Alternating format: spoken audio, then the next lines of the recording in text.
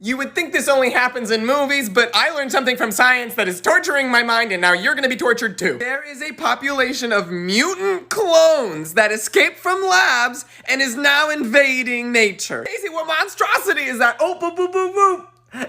It's a crayfish, baby! It might be too early in the morning for this, but the marbled crayfish is something out of Jurassic Park, and it's gonna destroy the world. Scientists discovered a new species of crayfish in pet stores, and they were like, where did this come from? Where'd you get this in nature? There's no marbled crayfish in nature, and the people who found them are just like, I don't know, they just appeared out of nowhere. They trace it back to a store in Florida, and the guy in Florida is just like, dude, it just started making babies without any guys having to do with it. You know the scene in Jurassic Park where they're like, T-Rex, none of the dinosaurs can have babies because they're all female, right? And then the other guy, he says, life finds a way. That's because some animals can clone themselves, and it's called parthenogenesis, and they're basically the Virgin Mary. They're just like, we're all gonna just not give up men, all be females, and just have babies without men. It's great. The clone mutants started turning blue because they don't need spots anymore, because they don't need to be social, because they don't need to have sex with men. So we created mutant clones that can produce asexually,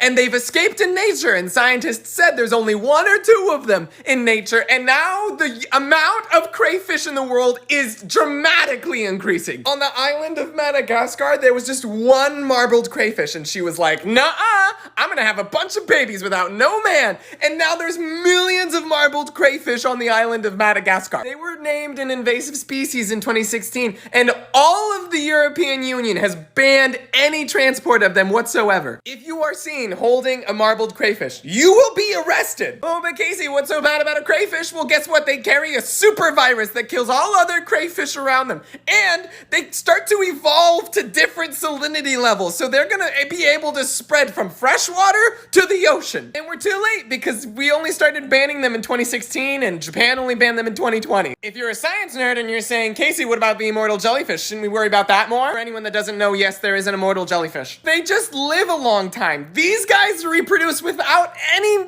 reason. This is what worried my morning, and now I'm worrying yours as well.